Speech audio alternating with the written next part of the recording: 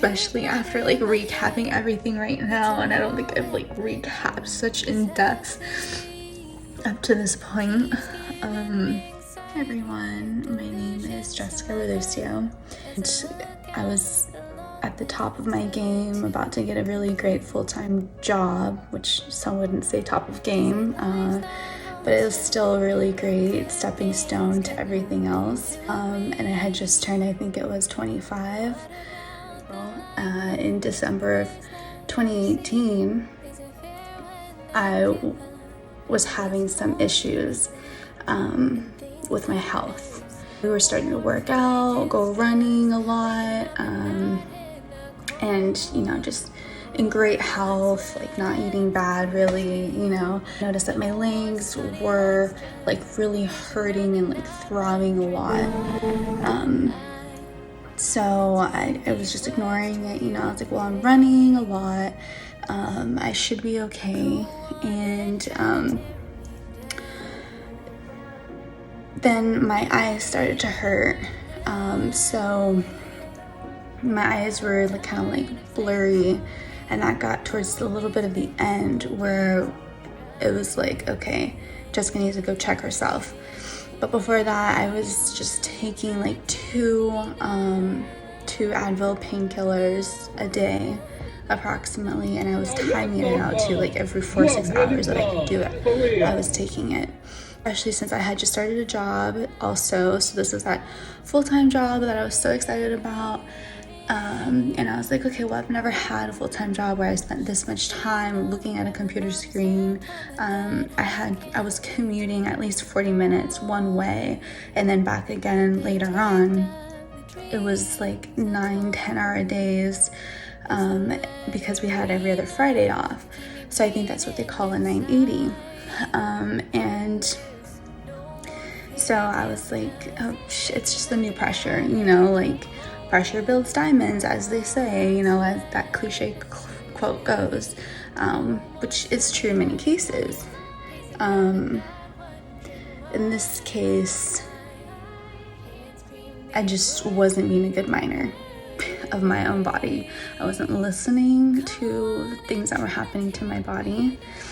And while I was treating myself and I was self-diagnosing myself with, oh, it's whatever, like it's fine, not a big deal. Drink a 7-Up, you'll be alright. Tómate un 7. Drink a 7. Where I went to an average like Stanley Optometrist pop-up shop, but it's a popular like corporate or franchise. And that doctor did a really great job of seeing my eyes, and he did see something off.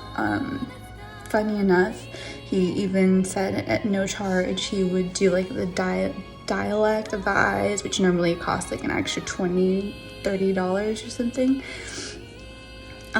So I was like, okay, like that's fine, like sure, you know, like I don't think the money's an issue, but you know, if you want to do that for free, then that sounds good.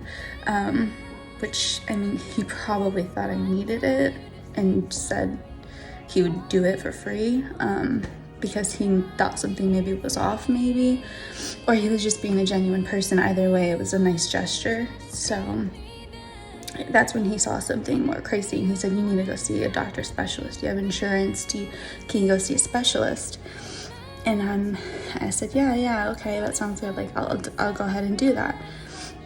He even wrote like a doctor's note of his own, so that way I can give to the optometrist and then the hospital the next day. Finally, I call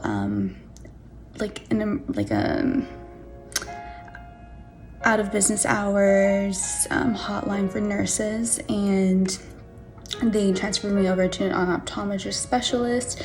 And luckily they saw me the next day. Well, they heard my symptoms, and they thought it was so bad that I needed to go in on a Sunday morning to see a specialist who they only let people into these days for very special circumstances.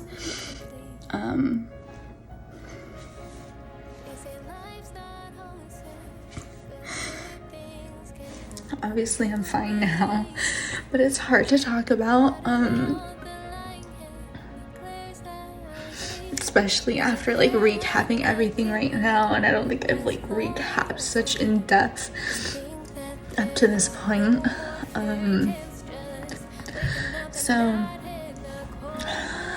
the eye doctor does everything they need to do. Blood clots in my eyes, essentially, and he's saying that those are in my eyes as a result of something greater. And that's when he recommended that I go to the ER and they can do like a whole scan head to toe and see like what else is going on. So I go and I do this at the ER. Sorry guys. And they took blood tests inside, you know, and as soon as all the tests are done, a doctor comes in and she's like, we're done with the results. We ran them twice. And it looks like you have leukemia, lymphoma, cancer.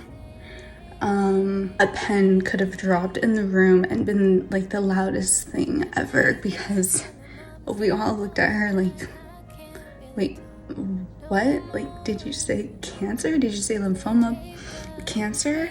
And then she's like, yeah. And then she follows up to say, and she sees like us kind of like having mini heart attacks over here. She's like, the good thing is we can treat it. It's also, if you're gonna get cancer, has a great prognosis of just recovering from it. We'll just need to treat you for it immediately. They say, all right, so we're going to go ahead and treat you. We're going to be admitting you. So we're going to take you into the hospital and we're going to treat you, admit. So they're like, do you want a wheelchair or a bed? And I said, a wheelchair or a bed for what? To go up to the room, to your room. I don't want either. I can walk. I'm walking. I can walk. Like, Lord, why is this happening now? Like, already. Sorry, nurses. But I was just so caught off guard, and they didn't really explain. Like, I don't think so. And then they're like, well, we can't have you walk. We'll give you a wheelchair or a bed because it's surprising that you can even sit up right now because of your blood cells. You might faint and hurt yourself even more, and we don't want to have to do that.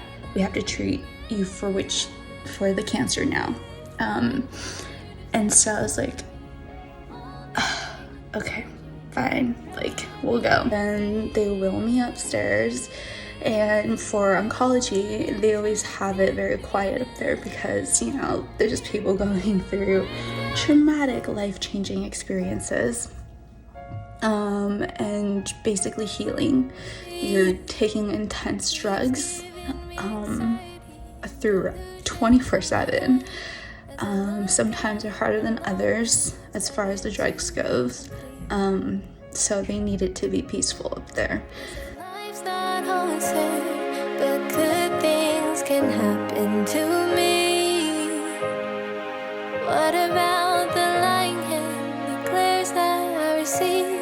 Is it fair when I give up and just fall asleep and think that there's no more fairy tales, just waking up at night?